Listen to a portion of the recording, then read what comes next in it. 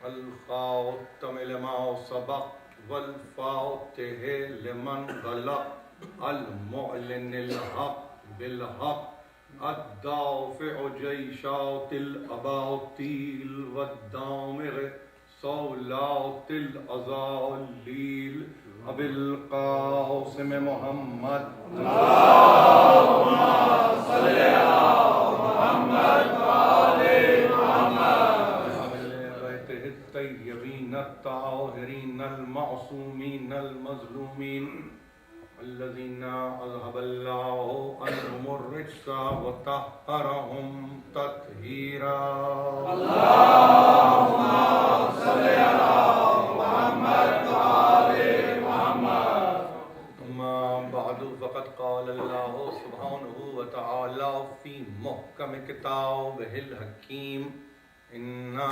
أرسلناك شاہدا و مبشرا و نذیرا صلوات اللہم صلی علی محمد و آل محمد۔ ناظرین محترم، یہ تسلسل کے ساتھ دوسری تقریر ہے جو آپ کی خدمت میں پیش کی جا رہی ہے۔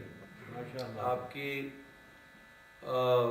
آمد ظاہر میرے لیے نہ صرف یہ کہ باعث سعادت ہے بلکہ یوں سمجھ لیجئے کہ ہمارے لیے ایک طرز عبادت بھی ہے، اور اس اجتماعی عبادت میں جس ذکر کو ہم قائم کرنے جا رہے ہیں وہ ذکر ہے جو موجودات کی تخلیق کا باعث ہے۔ عزیزان محترم، ایک بات آغاز ہی میں کروں، اور وہ یہ کہ آپ اپنی سماعتوں کا حصہ کل کی تقریر کو بنا چکے ہیں، لیکن یہ بات جو عرض کرنے جا رہا ہوں اس لیے ضروری ہے کہ سننے والوں میں ہر یوں سمجھیے کہ طرز فکر کے احباب شامل ہوتے ہیں۔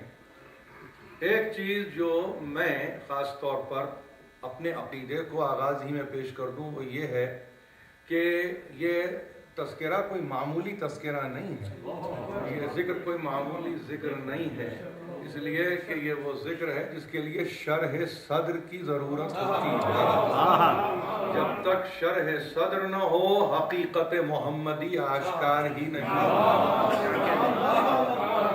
تو ایک تو یہ کہ یہ تذکرہ شرح صدر چاہتا ہے، دوسری بات یہ کہ آسانی سے چونکہ اس تذکرے کو قائم ہی نہیں کیا جا سکتا، اس لیے یسر امر کی دعا لازمی ہے، یعنی ایسا کام جس میں آپ آسانی چاہتے ہوں، ایسا کام جس میں آپ ایک صورت چاہتے ہوں کہ کوئی مشکل یا کوئی اشکال نہ رہ جائے، لہذا اس کو بھی ذہن میں رکھیے۔ اور تیسری چیز یہ جس کا ذکر پروردگار علی اعلیٰ نے خود کیا ہو، اس کے لیے بندے اور بشر کی کیا مجال ہے کہ وہ ذکر کو قائم کرے۔ اس لیے اب دعا تیسرے درجے پہ اگر ہو تو پھر لسان میں جو عقدہ ہو، جو گرا ہو،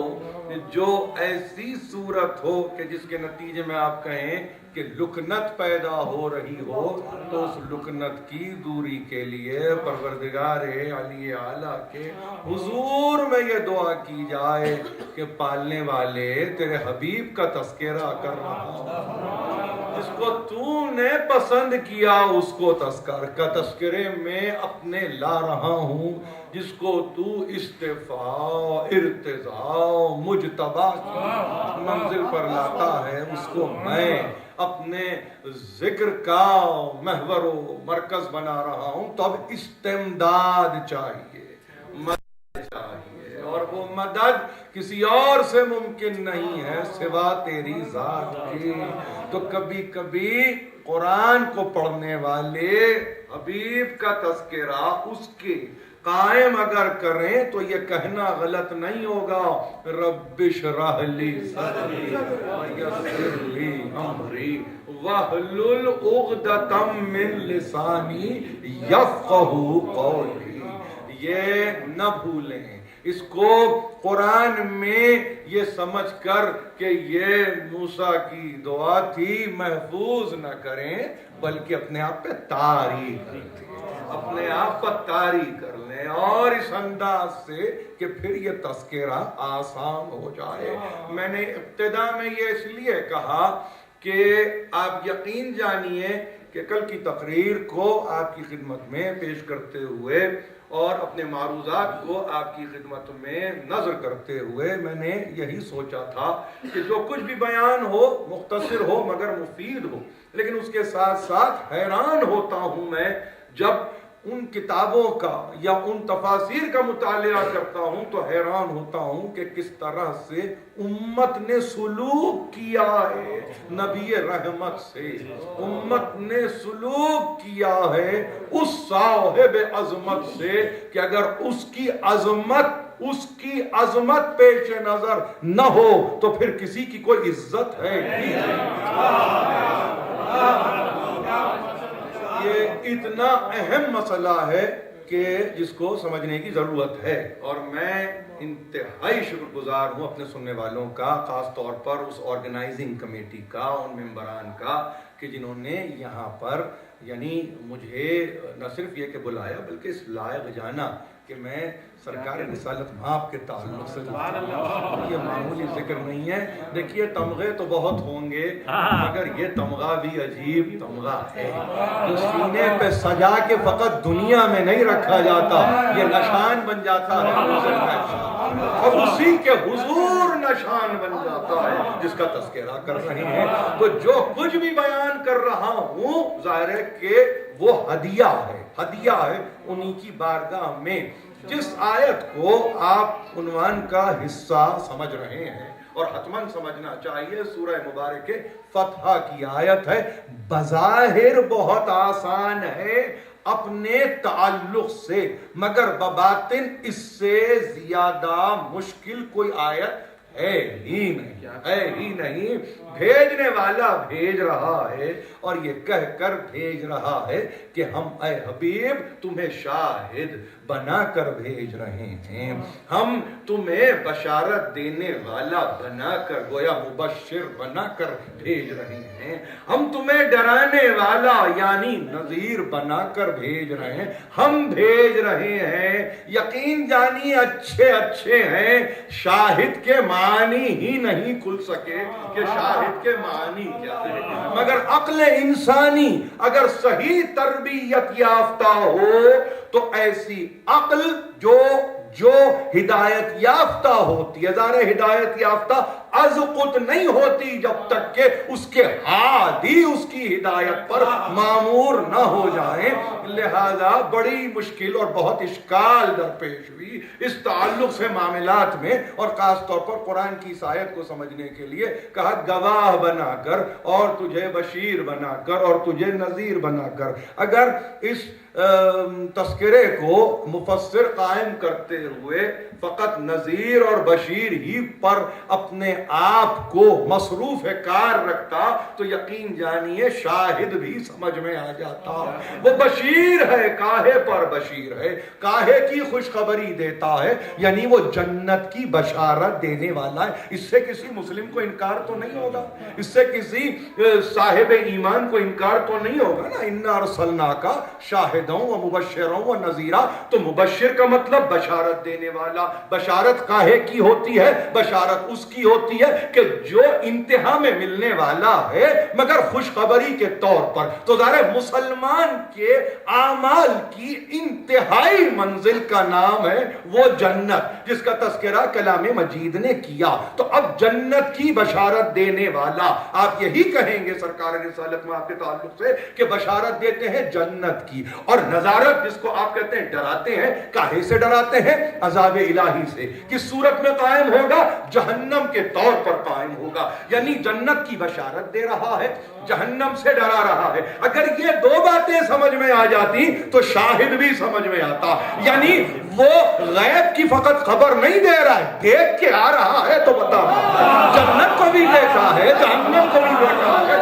شاہد کے اتنے आसान मानी थे, समझने में गलती हुई। कहीं कह दिया तौहीद पे गवाह, कहीं कह दिया कि उम्मतों पे गवाह, कहीं कह दिया कि तस्लीम और इस्लाम के आलम में गवाह, कभी ये कह दिया कि किसी खास फर्द पे गवाह। मैं ज़ाहिर है कि कोई जसारत तो नहीं कर रहा हूं कि तफसीर बिर्राए की यानी कोशिश कर रहा हूं। हराम है हमारे पास बिर्राए तफसीर। ये भी याद रखिए, आपके मसलक में और आपके मजहब में बिर्राए तफसीर हराम है, मगर जहां अक्ल आपकी सालिम हो और सेहतमंद हो तो वहां घबराने की क्या जरूरत है, वहां परेशान होने की क्या जरूरत है। अगर रसूल का नबी होता है और अगर नबी अंबाए गैब का मालिक होता है, वो गैब की खबरें लाने वाला होता है, तो फकत खबर लाने वाला खबरें पढ़ने वाले की तरह नहीं है कि वो पढ़कर सुना रहा है, बल्कि वो मुशाहिदे की मंजिल पर आता है। जो मुशाहिदा करता है वही शाहिद होता है,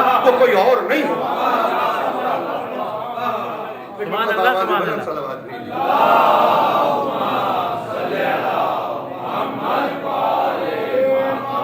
ये मसला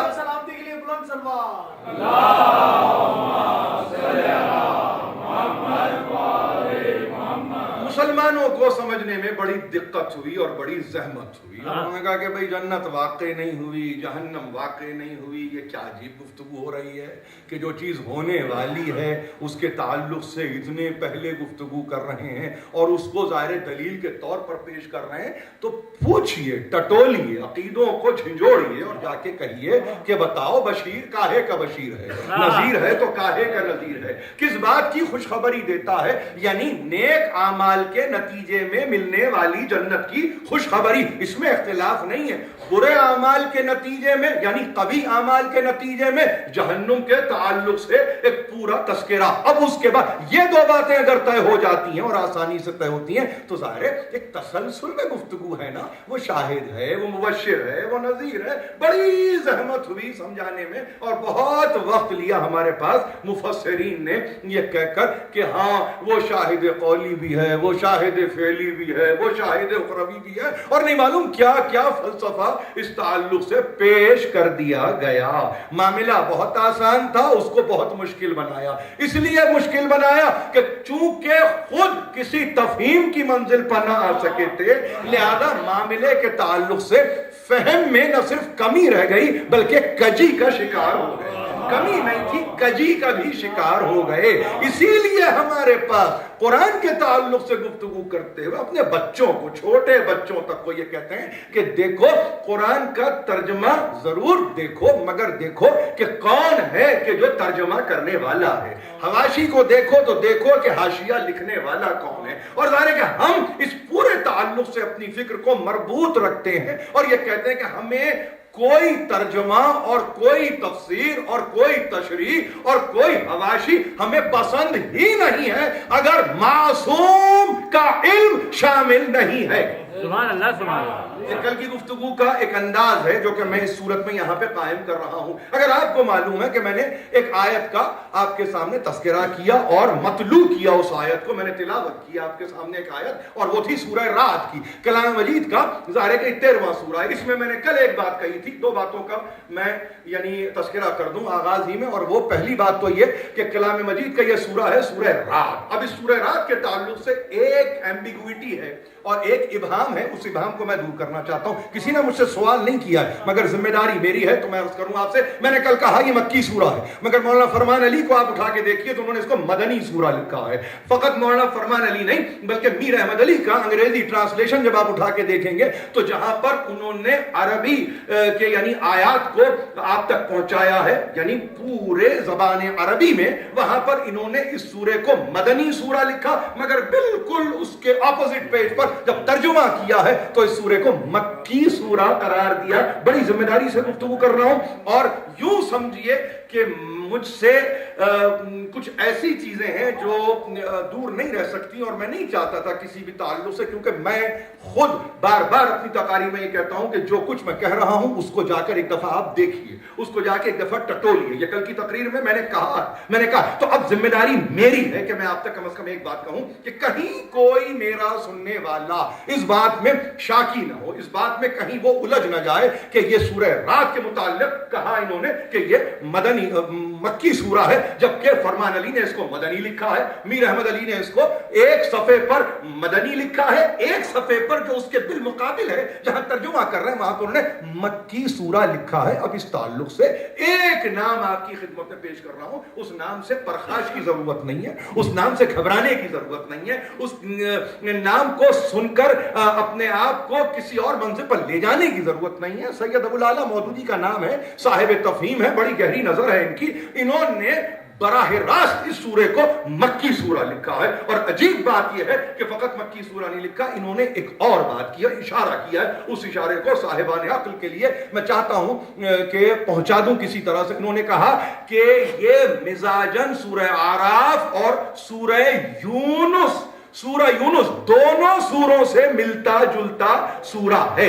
ये ज़ाहिर है कि कहीं और से गुफ्तगू नहीं होती, इनके पेश नजर सैयद कुतुब हैं, और ज़ाहिर है कि एक पूरी तहरीक है जिसका नतीजा खुद सैयद अबुल आला मौदूदी हैं। मैं इसलिए ये बात अर्ज कर रहा हूं कि हम हजरत कतनी मर्तबत के ताल्लुक से गुफ्तगू कर रहे हैं, इसमें हमारी तरफ से कोई कोताही ना हो जाए, लिहाजा इसको खास तौर पर आपको पहुंचाने का, इस बात को आप तक पहुंचाने का फकत मकसद यह है कि आप अपनी तारीख को, खास तौर पर कुरानी तारीख को दुरुस्त कर लें कि यह वाक़अतन मक्की सूरा है। अब सूरह आराफ कलाम मजीद का 7वां सूरा है, सूरह यूनुस कलाम मजीद का 10वां सूरा है। यह तो मौजूदा तरतीब मक्की और मदनी में आपको नजर आएगा, मगर जब नुज़ूली तरतीब पर नजर डालेंगे तो आप देखेंगे कि सूरह आराफ 39 यानी एक कम 40 इसका निशान मिलेगा नुज़ूली तरतीब में, और सूरह यूनुस का निशान मिलेगा 51 यानी 50 पर 1। तो इसका मतलब यह हुआ, मौलाना मौदूदी ने कहा कि यह मिजाज में करीन है आराफ और यूनुस के,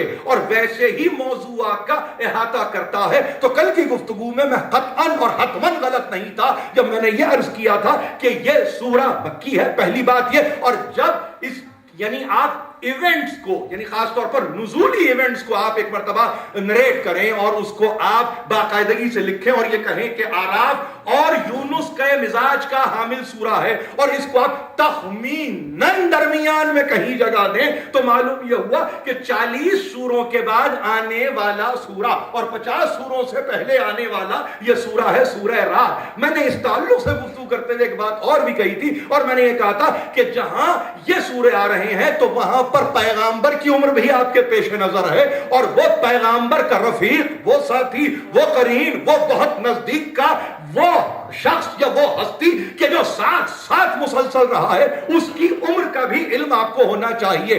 30 बरस का फर्क है दोनों की उम्र में, और जाहिर है कि इस डिफरेंस को, एज डिफरेंस को आप हमेशा पेश नजर रखिए। और इसीलिए मैंने कहा कि एहतियातन तय कीजिए कि सरकार रिसालत माब की उम्र 45 बरस के लगभग है और अमीर अल मोमिनीन की उम्र 15 बरस के लगभग है। और उसके बाद इस आयत को आप पढ़िए, वयक़ूलुल्लज़ीना कफ़रू लस्ता मुरसला, ये कहते हैं तुझसे, और क्या कहते हैं, मुनकिरीन तुझसे कह रहे हैं, इनकारी तुझसे कह रहे हैं, तकफीर करने वाले तुझसे कह रहे हैं, कुफ्र पर आमादा तुझसे ये कह रहे हैं, तुग़यान पर माइल तुझसे ये कह रहे हैं, तेरी दुश्मनी पर आमादा ये तुझसे कह रहे हैं कि तू अल्लाह का रसूल नहीं है, तू अल्लाह की जानिब से आया हुआ नहीं है, तू अल्लाह की तरफ से भेजा हुआ नहीं है, तू फरिश्तादा नहीं है, तू पैगाम्बर नहीं है, तू पैगाम्बर नहीं है, तू नबी मुरसल नहीं है। तो इनसे कहो कि हमारे लिए तुम्हारा कौल काफी नहीं है, कुल कफा बिल्लाहि शहीदन बैनी व बैनकुम व मन इंदहु इल्मुल किताब। ये वो आयत थी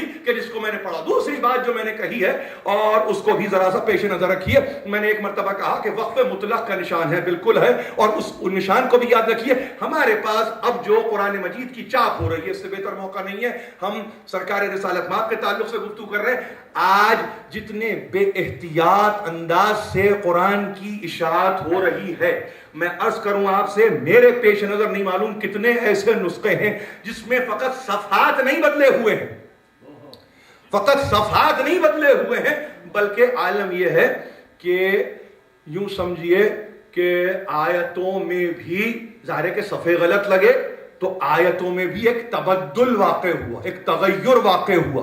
और हैरानी सी हैरानी होती है कि जब आप कुरान को एक मर्तबा बंद करते हैं और आखिरी सफ़े पे जाते हैं, तो आप देखते हैं कम से कम 8 हुफ़ाज़ अपने नाम लिखते हैं और अपनी मोहरें ज़ब्त करते हैं। ये अजीब बात है, ये अजीब बात है। और न सिर्फ मुशाहिदे में मेरे ऐसे नुस्खे हैं, बल्कि جہاں جہاں تک میں کہہ سکتا تھا اور جن جن اداروں کو میں اپنی گزارشات پیش کر سکتا تھا میں نے یہ کام کیا ہے. اب ظاہر ہے کہ ہم نے ایک بچپن گزارا اور جیسے ہی پاکستان میں طباعت یا چاپ کا تذکرہ آیا قرآن مجید کے تعلق سے تو فقط تاج کمپنی ایک کمپنی ہوا کرتی تھی. اب اگر وہ ہے تو ظاہر ہے کہ وہ ہے، اور اگر وہ نہیں ہے تو کیوں نہیں ہے یہ تو میرے علم میں نہیں ہے، مگر طباعت و اشاعت و چاپ کا انتظام اس کمپنی کی ذمہ داری تھی. تو ظاہر ایک ہاؤس سے یہ چلتا تھا تو نتیجے میں چیزیں بڑی ہی مناسب رہتی تھیں. لیکن اب یہ ہوا کہ جہاں فری مارکیٹس کا تصور آیا دنیا میں تو وہاں قرآن کی چاپ اور اشاعت میں بھی ایک فری مارکیٹ کا تصور آ گیا، جس کی جیسے مرضی جہاں چاہے چھاپ لے.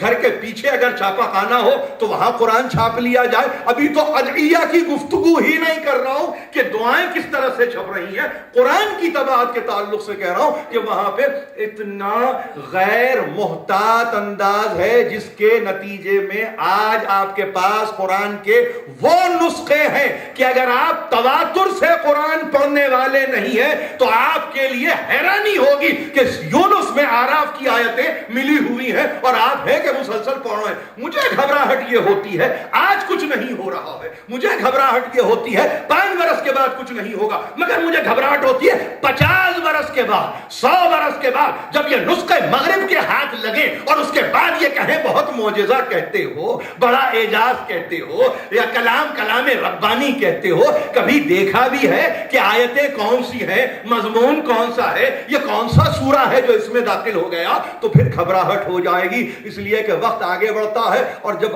وقت آگے بڑھتا ہے تو زخم کاری لگا کے آگے بڑھتا ہے، تو لہذا سمجھنے کی ضرورت ہے، احتیاط کی ضرورت ہے. اب اسی آیت کے تعلق سے وقف مطلق کا نشان 2 مقامات پر لگا ہوا تھا جس کا تذکرہ میں نے کل کیا. پہلا وَيَقُولُ الَّذِينَ كَفَرُوا لَسْتَ مُرْسَلًا، یہاں ہے وقف مطلق یعنی چھوٹی توئے آپ کو نظر آئے گی، اور اس کے بعد قُلْ كَفَىٰ بِاللَّهِ شَهِيدًا بَيْنِي وَبَيْنَكُمْ. اس کے بعد ایک نسخے میں وقف مطلق کا نشان ہے، ایک نسخے میں لا کا نشان ہے. یعنی یہاں پر نہ رکا جائے بلکہ مسلسل اپنے کلام کو کیا جائے. کس کا کلام؟ اللہ کا کلام ہے. پڑھنے والا اب اس کو پڑھے تو یہاں رکنا نہیں ہے بلکہ آگے بڑھ جانا ہے. وَمَنْ عِنْدَهُ عِلْمُ الْكِتَابِ سورہ ختم ہوا اور اس کے بعد یہاں پر آیت ختم ہو گئی. رکنا نہیں ہے.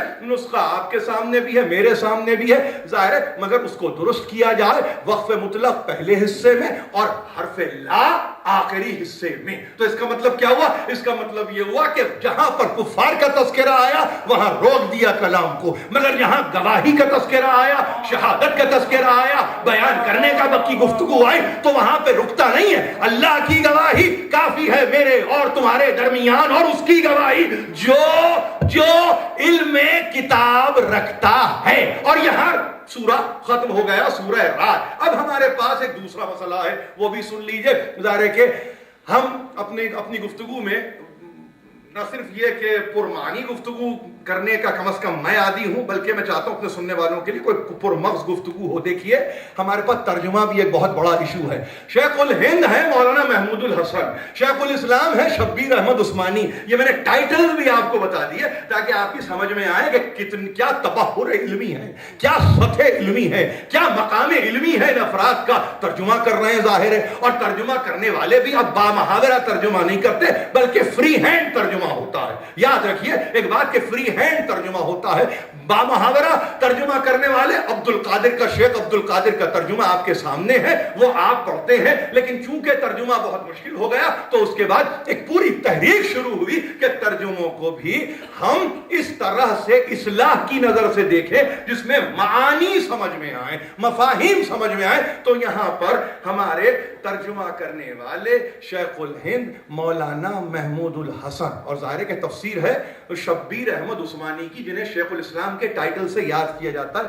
انہوں نے وَمَنْ عِنْدَهُ عِلْمُ الْكِتَاب کا ترجمہ کیا نیچے، اور یہ کہہ کر ترجمہ کیا کہ اس سے مراد وہ ہے کہ جو یا جس کے پاس خبر ہے کتاب کی. اب ومن عنده علم الکتاب، کتاب کی خبر. یہ لفظ خبر علم کا بدل نہیں ہوتا. میری بات کو ذرا سا غور سے سن لیجیے، اس لیے کہ میں بہت احتیاط سے گفتگو کرتا ہوں، اور میرے پاس گفتگو میں یعنی میں اس لیے چاہتا ہوں کہ ہمارے بڑے ہی اچھے اور بہت ہی یوں سمجھے منفرد سننے والے یہاں پر ہیں جو مجھے سن رہے ہیں. علم کا بدل خبر نہیں ہے. یا یہ کہیے دوسرا لفظ میں استعمال کروں، کیا اللہ کے پاس ووکیبلری کی کمی تھی؟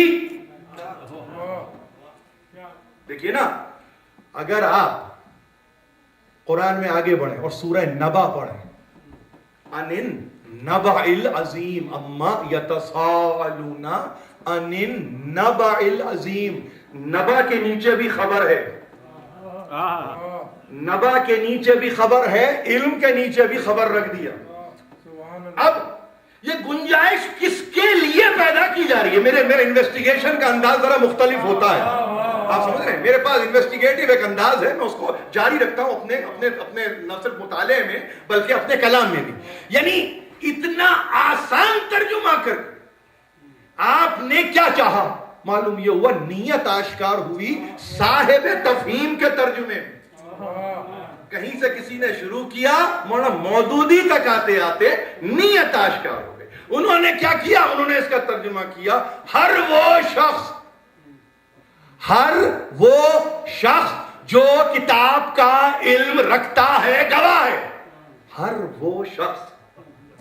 کیا عربی اور عربی کے تراجم آپ کے پیش نظر نہیں ہے؟ ومن عنده علم الکتاب، فرد ہے، فرد واحد. اس میں تانیث نہیں، تذکیر نہیں، آپ سمجھ رہے ہیں؟ اس میں یاد ذرا سا آگے بڑھ دیجیے، اس میں جمع نہیں، تو جمع الجمع کہاں سے آ گیا؟ آپ سمجھ رہے ہیں؟ ومن عنده علم الکتاب کے نیچے ترجمہ کیا ہر کوئی، ہر وہ شخص کہ جو کتاب کا علم رکھتا ہے. وہ کیا کر رہا ہے؟ وہ گواہ ہے. یعنی جہاں اللہ کے لیے کہہ رہے ہیں سرکار رسالت مآب کہ میرے لیے اللہ کی گواہی کافی ہے، میرے اور تمہارے درمیان اللہ بحیثیت گواہ کافی ہے، اور وہ ہر کوئی نہیں، ہر وہ نہیں، وہ کہ جو کتاب کا علم اندیت میں رکھتا ہے. میں ایک بات کا قائل ہوں، جتنا ممکن ہو قرآن کا ترجمہ کرتے ہوئے اگر اس کے اصل کے نیچے اسی اصل کو باقی رکھا جائے، اور ایسی اصل کہ جو مستعمل اصل ہے. علم غیر مستعمل کلمہ نہیں ہے، کتاب غیر مستعمل کلمہ نہیں ہے. اچھے پڑھے لکھوں کے پاس لفظ ہندیت غیر مستعمل کلمہ نہیں ہے. اگر رکھ دیں تو یقین جانیے امانت بھی رہے، خیانت بھی نہ ہو، اور روز محشر کسی کے آگے رسوائی بھی نہ ہو. سمجھ رہے ہیں؟ کتنا بچاتا ہے بچانے والا، اور یہاں ہے کھول کے رکھتے ہیں. بھائی دیکھیے، بات یہ ہے کہ یہ قرآن کا ترجمہ ہے، شورا کا نتیجہ نہیں ہے. یہ کوئی شورائی نظام کے تحت ترجمہ نہیں ہے.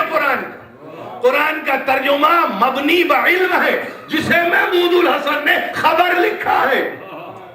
دیکھیے، خبر کوئی بھی دنیا کا ترجمہ کرنے والا علم کو خبر کے تعلق سے ترجمہ نہیں کرے گا.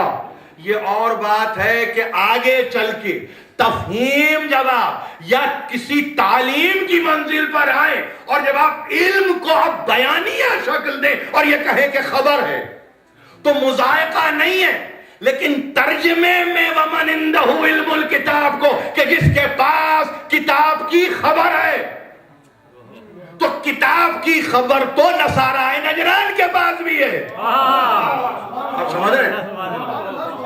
آپ میری بات کو بہت غور سے سن لیجئے. دیکھیے، میرے پاس تو اس بات کی بھی خبر ہے کہ قرآن کی اطلاع عیسائی راہب کے پاس بھی ہے. وَمَنْ عِنْدَهُ عِلْمُ الْكِتَابِ، اور جسے کتاب کی خبر ہو.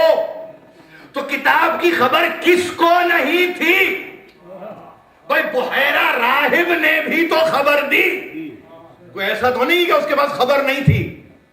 آپ کے پاس یہ سلسلے کو اگر آگے تک لے جائیں تو پھر آئیے خبر تو ابو سفیان بھی دے گا. کتاب کی خبر ابو سفیان. میں نام اس لیے لے رہا ہوں یہ سخت تاکہ آپ دونوں ایکسٹریمز کو سمجھ لیں. راہب بھی ایک طرف، ابو سفیان بھی ایک طرف، مگر یہ دو ایکسٹریم ہیں. اب درمیان میں ابو ہریرہ آئے اور آ کے گزر جائے، مجھے اس سے دلچسپی نہیں ہے. تو اب ہر وہ جسے کہ خبر ہو، ہر کسی کو جو کتاب کی خبر رکھتا ہو، کتاب کی خبر رکھتا ہو. کیا خبر رکھتا ہو؟ کہ کتاب آئی ہے، یہ خبر رکھنا ہے. کیا خبر رکھے؟ کہ کتاب میں 114 سورے ہیں. کیا خبر رکھے؟ کہ مدنی آپ کے پاس 28 اور مکی 86 سورے ہیں. یہ بھی تو خبر ہے. یہ بھی تو خبر ہے. 6000 سے اوپر آیتیں ہیں. یہ بھی خبر ہے. اور غور سے سنیے اس مسئلے کو. یہ خبر ہے، خبر. یہ علم نہیں ہے. یہ علم نہیں ہے. 6000 سے اوپر آیتیں، یہ علم نہیں ہے. یہ علم نہیں ہے. علم نگاہ کا نام ہے، نظر کا نام ہے، خبر کا نام نہیں ہے.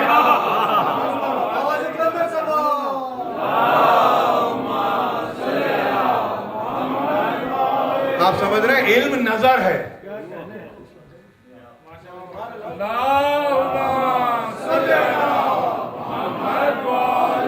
آپ سمجھ رہے ہیں؟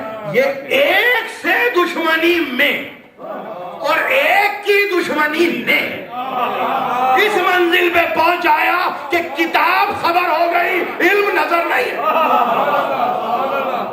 یعنی آپ اب سے اندازہ لگائیے کہ کسی کی دشمنی میں انسان کتنا آگے بڑھ گیا کہ اس نے علم کو خبر کہہ دیا، اور یہ کہہ دیا کہ ہر وہ کہ جو یا کسی کو کہ جو کتاب کی خبر رکھتا ہے، کتاب کی خبر رکھتا ہے. شاید آج تقریر اسی پر ہوگی اور ہونا بھی چاہیے، اس لیے کہ ہمارے پاس یہ آسان مراحل نہیں ہے. ہم نے بڑی زحمتیں اٹھائی ہیں یہاں تک پہنچنے کے لیے، اور یوں ہم جانے نہیں دیں گے اس مقام کو. کیوں؟ اس لیے کہ اگر تم نے یہ طے کیا ہے کہ تم کسی کی دشمنی کو بیان کر کے دکھاؤ گے تو ہم بھی تو امام مبین کے ماننے والے ہیں. سبحان اللہ، سبحان اللہ. ہم بھی تو اس کے ماننے والے ہیں جو روشن ہے، جو صریح ہے، جو واضح ہے، جو کھلا ہوا ہے، جو آشکار ہے، جو نظر آتا ہے، جو دکھائی دیتا ہے. ہم اس کے ماننے والے ہیں. ہم اس کے ماننے والے ہیں. تو اپنے آپ کو خواہ مخواہ کی دشمنی میں الجھانے کے نتیجے میں معاملہ کہاں تک آیا؟ معاملہ یہاں تک آیا کہ وہ کافر جو کہہ رہے ہیں کہ تم بھیجے ہوئے نہیں ہو، تم بھیجے ہوئے نہیں ہو، تو وہ جو کہہ رہے ہیں کہ بھیجے ہوئے نہیں ہو تو وہ بھی تو کوئی علم ہے نا جس کے نتیجے میں کہہ رہے ہیں. تو اس علم کو بھی خبر کہو گے. اور وَمَنْ عِنْدَهُ عِلْمُ الْكِتَابِ، جو صاحب کتاب نہیں ہے مگر کتاب کے علم پر حاوی ہے، اس کے علم کو بھی خبر کہو گے. اور پھر یہ کہو کہ دونوں کو، تو پھر وہاں ترجمہ کیا ہونا چاہیے؟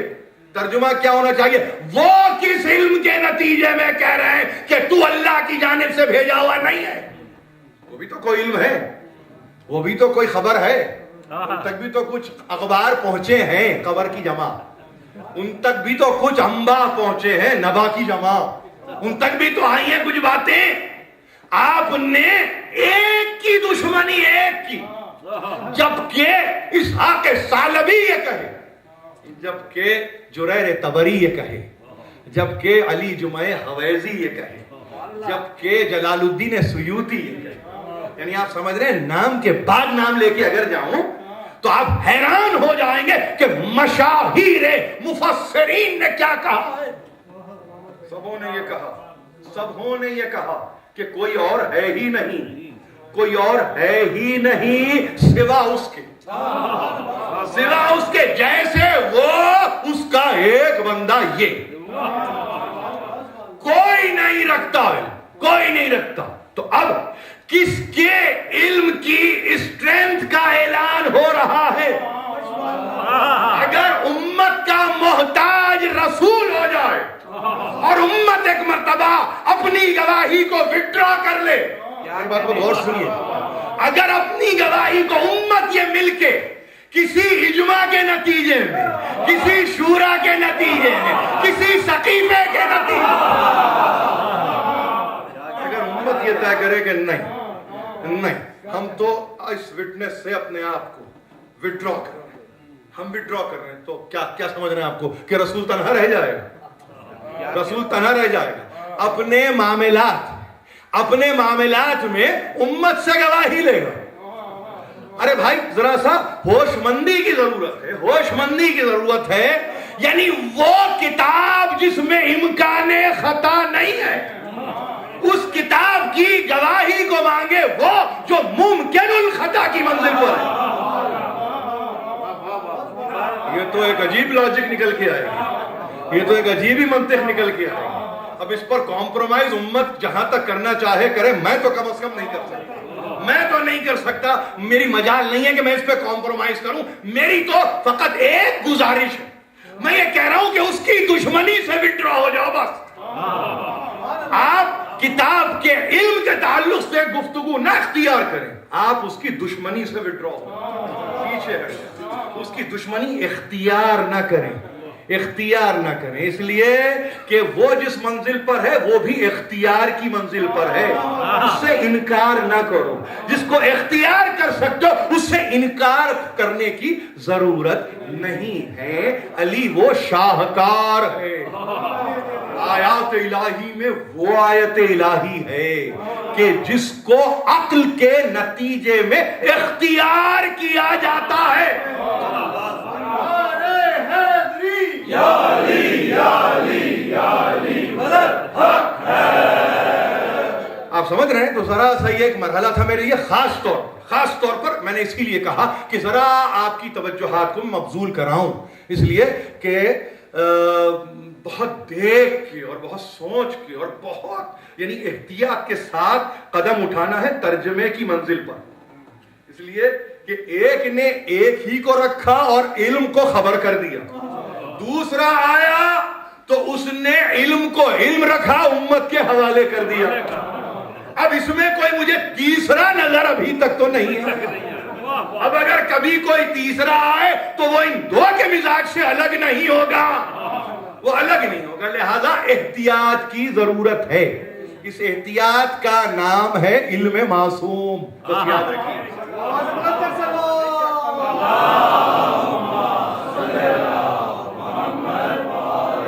فمن کان علی بینۃ من ربہ ویتلوہ شاہدا منہ ومن قبلہ کتاب موسیٰ اماما ورحمتا۔ یہ آیت آپ سے کیا نظر سے نہیں گزری؟ کیا یہ آپ کی نگاہوں میں یہ آیت نہیں رہی؟ ارے یہ راج کی آیت ہے، اس سے 2 سورے پہلے ہود ہے، سورہ ہود، وہاں بتا دیا گریجول پروگریشن ہے قرآن۔ آپ سمجھ رہے ہیں کیوں ہے؟ اس لیے کہ اس عقل کو بلند ہونا ہے، اور یہ بلند کیسے ہو؟ یہ مدارج علمی کے تحت بلند ہو، کسی جذبے کے تحت عقل بلند نہیں ہوتی۔ تو علم آپ کی راہبری کر رہا ہے اور ہود میں رہبری ہو رہی ہے، کیا اس سے بہتر کوئی ہوگا کہ جو اپنے رب کی جانب سے بینہ ہے، کھلا ہوا ہے، اور ایسے بین کی گواہی دینے والا ایسا ہے جو مسلسل اس کو فالو کیا جا رہا ہے۔ اور ان دونوں کا تذکرہ ہم نے موسیٰ کی کتاب میں لکھ دیا ہے، اور یہ دونوں امام بھی ہیں، رحمت بھی ہے۔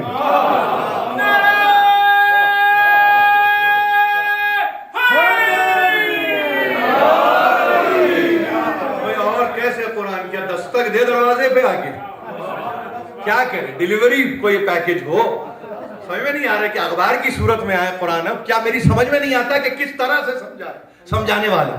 2 سورے پہلے اس نے کہا بہتر کون ہوگا؟ وہ کہ جو اپنے رب کی طرف سے بین ہے، من رب ہی، وہ اپنے رب کی طرف سے بین ہے، کھلا ہوا ہے، آشکار ہے۔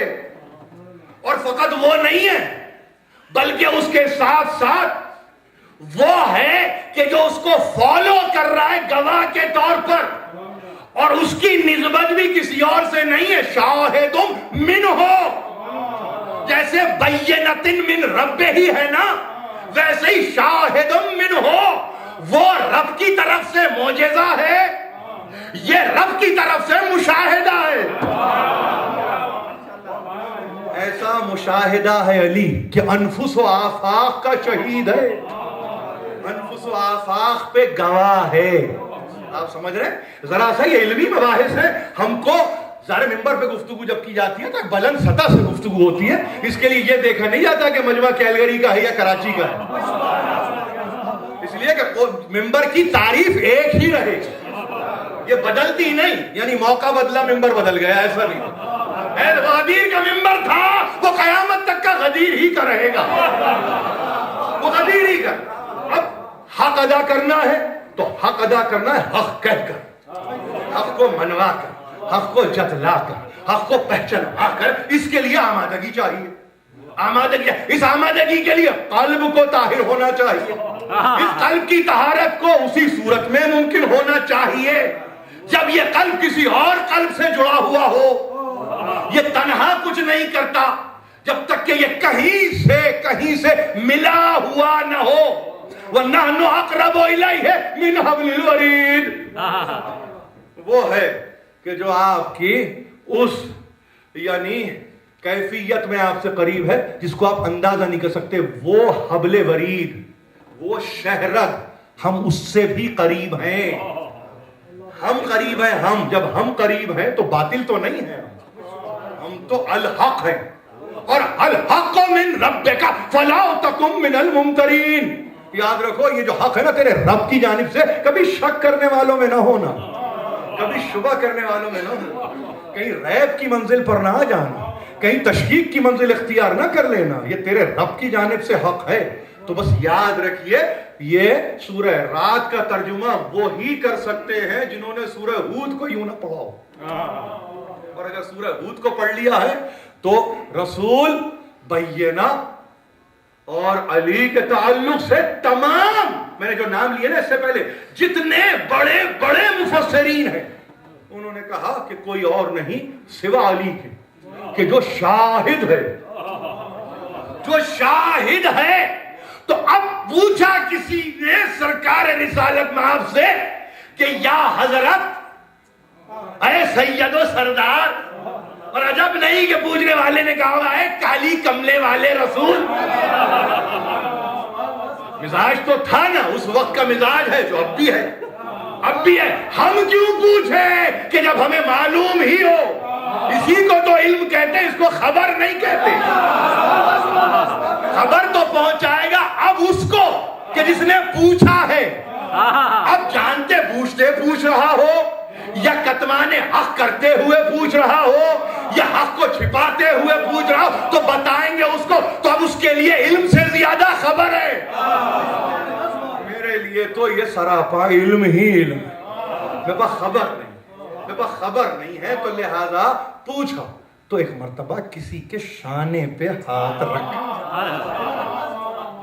اور بے اختیار کہا انتا ہادی یا ولی، یاد رکھو اے علی تم ہو ہادی، تم ہو ہدایت کرنے والے، تم ہو راہبری کرنے والے، تم ہو راستہ دکھانے والے، اور تمہارا عالم کیا ہے؟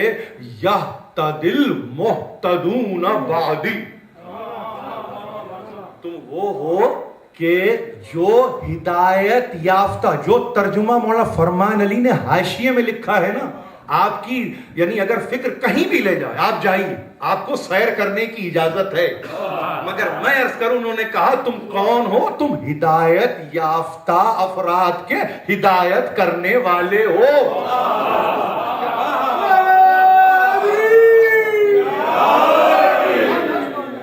کیا غلط کہا؟ کیا غلط کہہ دیا؟ آپ سمجھ رہے ہیں کہ آپ یہ کہیں اپنی جگہ کوئی بیٹھ کے بھئی ہدایت یافتہ کو ہدایت کی کیا ضرورت ہے؟ تو وہی ہے کہ ہدن للمتقین پر اگر نظر نہ ہو تو پھر یہ خبر ہے, تو پھر یہ خبر. اسی لیے قرآن کے علم کی ضرورت ہے, خبر کی ضرورت نہیں ہے, علم کی ضرورت ہے. متقی کو ہدایت کی کیا ضرورت ہے؟ یہ وہی کہہ سکتا ہے کہ جس کی نگاہ سطحی ہو, جو خبر کا متلاشی ہو, جو علم سے سروکار نہ رکھتا ہو. اس کے لیے حیرانی ہے کہ تقویٰ تو خود محافظت ذات ہے, تو پھر ہدایت کیسی؟ ارے یہ تقویٰ میں اس لیے چاہیے ہدایت کہ کہیں کل کے آئے ہوئے قدم آج لڑکھڑا نہ جائیں.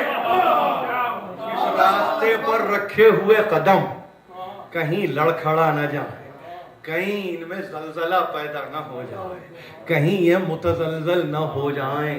تو یاد رکھیے یہ زلزلہ ہر دور میں پیدا ہو سکتا ہے. اس کے لیے عمر کی قید نہیں, اس کے لیے سن و سال کی قید نہیں ہے. خندق میں زلزلہ آ گیا تھا دلوں میں, آپ سمجھ رہے نا, وَإِذْ الْأَبْصَارُ وَبَلَغَتِ الْقُلُوبُ الْحَنَاجِرَ وَزُلْزِلُوا زِلْزَالًا, یعنی کیفیت یہ کہ جہاں زلزلہ پیدا ہو گئے, جہاں زلزلہ پیدا ہوا, پورے وجود میں زلزلہ پیدا ہو سکتا ہے. اب زلزلوا زلزالا شدیدا اگر قرآن کہے تو یہ تھوڑی کہ زمین میں زلزلہ آ گیا, ٹھہرے ہوئے شخص میں زلزلہ آ گیا, ٹھہرے ہوئے شخص میں. مگر وہ قدم متزلزل نہ ہوئے کہ جنہوں نے علم اختیار کیا تھا, خبر نہیں, علم اختیار کیا تھا. اور اب ایسا علم کہ جن سے پوچھنے والے نے پوچھا بہت بڑا لشکر ہے, تو پلٹ کے کہا حسبنا اللہ و نعم الوکیل. بھی گھبرانے والے نہیں ہیں ہمارے لیے بھی. تم تو بہت بعد میں کہو گے نا کتاب کافی ہے, ہم تمہاری تربیت ابھی کریں. میری بات بہت غور سے سن لیجئے, تربیت ہم تمہاری کریں گے. وہاں بھی بگڑ کے چلے کہ علی نے کہا حسبنا اللہ, تو ہم کیسے کہیں؟ تو اب کہا آپ نے کتاب کو, لیکن کتاب کے تعلق سے جب تک علم نہ ہو اس وقت تک کتاب کافی نہیں ہوتی. یہ وہ کتاب ہے جو بہت سو کو ضلالت و گمراہی میں مبتلا کر دیتی ہے, اور یہ وہ کتاب ہے جو بہت سو کو ہدایت کی منزل پر لے آتی ہے, کہیں تاریکی سے نکال کر نور میں, اور کہیں ظلمت میں رہنے والے کو اور دور دھکیل کہ رہو قل ان اللہ یضل من یشاء ویہدی الیہ من ینیب. یہ اللہ ہی ہے, یہ اللہ ہی ہے کہ اگر انسان جستجو نہ رکھے, تڑپ نہ رکھے, تو پھر یاد رکھو یہ اللہ ہی ہے کہ جو تمہیں قعر مذلت میں دھکیل دے گا, تمہیں ایسے گہرے چاہ میں, ایسے گہرے کنویں میں ڈال دے گا کہ جس میں تم نکل نہیں سکتے. اب ترجمہ تفسیر کر لو, وَاعْتَصِمُوا بِحَبْلِ اللَّهِ جَمِيعًا, وہ کنویں میں لٹکتی ہوئی رسی ہے, اندھیرے میں رسی نظر کہاں آئے گی, وہ تو تاریک کنویں میں پھینک چکا ہے. ہاں مگر جو چاہے یہدی الیہ من یشاء کی بھی تکرار ہے قرآن میں, وَیَہْدِی إِلَیْهِ مَن یُنِیب کی بھی تکرار ہے قرآن میں. جو چاہتا ہے تو پھر وہ کیا کرتا ہے, اس کا معاون بھی بن جاتا ہے, اس کا مددگار بھی بن جاتا ہے, اس کے تعلق سے وہ ہاتھ بھی تھامتا ہے, اس کے تعلق سے وہ ہدایت بھی کرتا ہے. یہ دنیا ہے, ترجمے میں جہاں غلطیاں ہو رہی ہو تو آیات الہی کو سمجھنے میں کتنی غلطیاں ہو رہی ہوں گی. جہاں آیات الہی کو سمجھنے میں اتنی غلطیاں ہو رہی ہو تو وہاں کتاب کو سمجھنے میں کتنی غلطی ہو رہی ہوگی. ایک کے پرکاش نے اور ایک کی دشمنی نے کس گہرے گڑھے میں دھکیل دیا ہے, کبھی آپ نے ملاحظہ کیا؟ کبھی آپ نے ملاحظہ کیا کہ چاہ میں گر گئے، گڑھے میں گر گئے، اس سے نکلے نہیں، اسی لیے کہا دیکھو بچ کے چلو، اور اس کو بچ کے چلنے کے لیے کچھ علامتوں کو مقرر کر دیا، اور یہ کہا دیکھو یہ بچ کے چلنے کے لیے ظاہر ہے کسی کا ہاتھ تمہیں چاہیے ہوگا، ایک تمسک تمہیں چاہیے ہوگا، متمسک رہنا تمہیں چاہیے ہوگا۔ جب تک تم ان کے قرین نہیں رہو گے تو ظاہر ہے کہ پھر تو تم اس گڑھے میں گرنے والے ہو کہ وقودها الناس والحجارہ، یہ وہ گڑھا ہے کہ جس کا ایندھن انسان بھی بننے والے ہیں، پتھر بھی اس کا ایندھن بننے والے ہیں۔ بچ جاؤ، اس سے بچ جاؤ، ان کو تھام لو، ان کے ہاتھ کو تھام لو۔ بس یہ گفتگو میں نے اس لیے آج کی گو کے مسئلہ ارسال رسول کا تھا، مگر چونکہ ارسال رسول کی انتہا مبنی ہے اس کے علم پر کہ جس کو کتاب کا علم حاصل ہے، لہذا اس کو آج یہاں پہ درست ہونا لازمی تھا۔ نہ ہر ایک کی قبر پہ وہ گواہی دے گا، نہ ہر ایک کی نظر پر وہ گواہی دے گا، نہ ہر ایک کے علم پر اس کی رسالت کا مدار ہوگا۔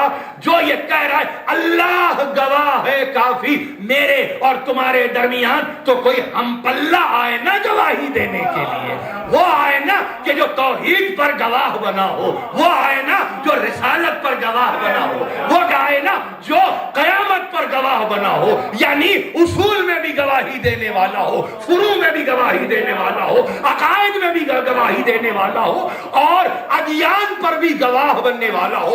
اس کی نگاہ میں توریت بھی ہو، زبور بھی ہو، انجیل بھی ہو، قرآن بھی ہو، تو ساری کتابوں کو سامنے رکھتا ہو، 1,24,000 انبیاء کی سیرت رکھتا ہو، ان کی صورت رکھتا ہو، ان کا طرز گفتار رکھتا ہو، ان کی طرز رفتار رکھتا ہو، ان کا طرز کردار رکھتا ہو، تو پھر کون نظر آئے سوا علی ابن ابی طالب؟